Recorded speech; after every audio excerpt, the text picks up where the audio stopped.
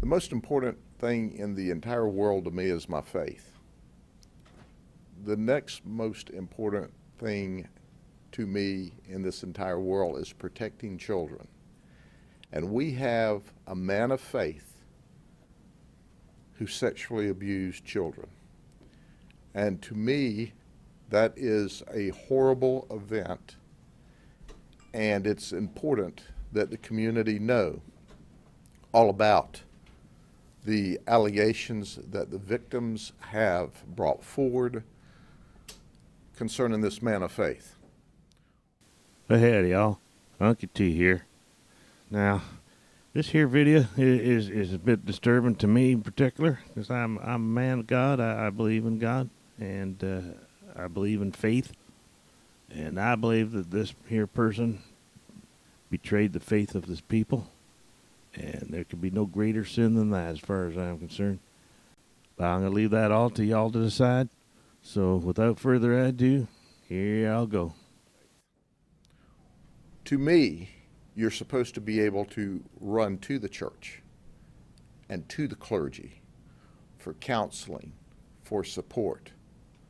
Other than your immediate family, no one should want to give you more support than the church. And that's what we see happening every day. Our churches, our synagogues, our mosques are where we go for emotional support. But then you have someone like David Cooper, Pastor David Cooper. He is the pastor of the Mountain Movers Ministry Church in Eloise, Florida. And here's what we know through our investigation. The wife of David Cooper, who is Lisa Johnson Cooper, took a child less than 12 years of age who she had access to, and David had access to her, to the hospital to determine if she'd been sexually battered. Of course, the hospital notified the sheriff's office.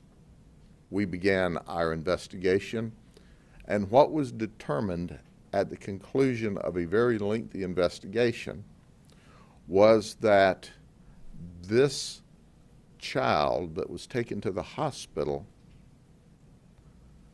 was the victim of lewd conduct in the child's presence. Our detectives, which are simply the very best in the business, investigated further and also found that Pastor David Cooper, years ago, sexually abused a child between the ages of 10 and 12 years of age when this now adult person was then a child and he had access to her. This investigation has not shown at this point that he sexually abused any children in the church. But we need the families of the people who attend the church, or we need any families that Pastor David Cooper had access to be aware of what we now know, that he is a child molester, that the information that we received directly from the victims, their firsthand accounts, tells us he sexually abused children under the age of 12, and years later, we see lewd conduct at least 5 occasions to a child under the age of 12. We're realists in this business. We know that you don't sexually abuse a child years ago and do absolutely nothing, and all of a sudden you sexually commit lewd conduct in the presence of a child years later. So what we want to know is, are there other victims, and where are those victims, and please bring them forward. One of the most difficult things we encounter when we conduct investigations is people hiding information. They don't want to get the pastor in trouble. They don't want to get the husband in trouble. And therefore, wives, it's hard to believe, but will be in total denial that their husband can commit horrific acts, or will just flat tell you things that aren't true to cover up for their husbands who are sexual child molesters and predators. So at the end of the day, this rocks the very core of what this country is about. When your faith leader is attacking children under the age of 12, well under the age of 12, you've cut against the grain of two of the most precious things that we have in our world, our children and our faith. And you can see a pre-book photo of Pastor David Cooper and a bookend photo of Pastor Cooper. We want you to see him in his different looks, because our goal is to make sure he never has access to children again. And you can help us. You can also help us identify other victims if, in fact, they exist. Don't be in denial. Child abuse, child neglect, sexual battery of children, lewd conduct with and in the presence of children exist only when adults hide it. Children will tell you the truth. His wife actually took the child to the hospital initially to determine if the child had been a victim of sexual battery. And the physical examination showed no evidence of sexual battery. However, through our investigation, we determined that the pastor committed lewd conduct in the presence of this child that he had access to on, I think, 5 different occasions or 4 different occasions. But in any event, the wife got the ball rolling.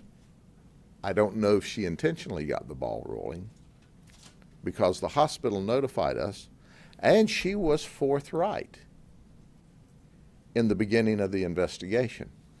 But when it became abundantly evident her husband was in trouble, she started defending, covering up, not cooperating as we had hoped she would. But here's a message to the ladies. If you think you're going to make your husband, who's a child molester, a better person and stop him from doing this, you're not. He is a deviant, sick individual who has a psychological proclivity to abuse children given the opportunity, and there's nothing you can do to stop them. You can only hide their horrific conduct. Stop it. That's where the community comes in. That's where the moms comes in, because mom's going to know it, usually more often than dad. Usually dad will react to it. But if moms or dads or neighbors or friends has any information, we need to know, because Pastor David Cooper from the Mountain Movers Ministry needs to be locked up for a very long time. And our law says you're going to jail for it. I'm not going to get crossways with God or Jesus, I can tell you right now. But this preacher has, he's got to answer to us, and then there's a higher court he'll answer to later on. Well, there you go, my friends. A massive betrayal of trust. You know, there are certain positions in this world where they have to be trusted wholeheartedly and unconditionally. Now, I'm talking police, I'm talking judges and lawyers. Well, let's leave lawyers out of this. And ministers and such like that. People who you're supposed to be able to go to and trust with your well-being heart of everything that they do. And this is just the opposite of that, and it's just the most horrific thing that can happen, I believe, when your faith is tore asunder by an evil person like this. But anyways, please subscribe and ring that notification bell, because I'm noticing, even with 1,500 almost subscribers, there's some reason only getting like 60 views on some videos. I don't understand that. So maybe y'all are just getting notified. So please ring the notification bell again if you have already. Just check it, please, because sometimes this YouTube commies try to screw you around some. So, but anyways, on that note, here's some other videos you may want to check out. And we'll, in the meantime, have a blessed day. Please take care of yourself. Take care of each other. And we'll see you soon. Bye for now.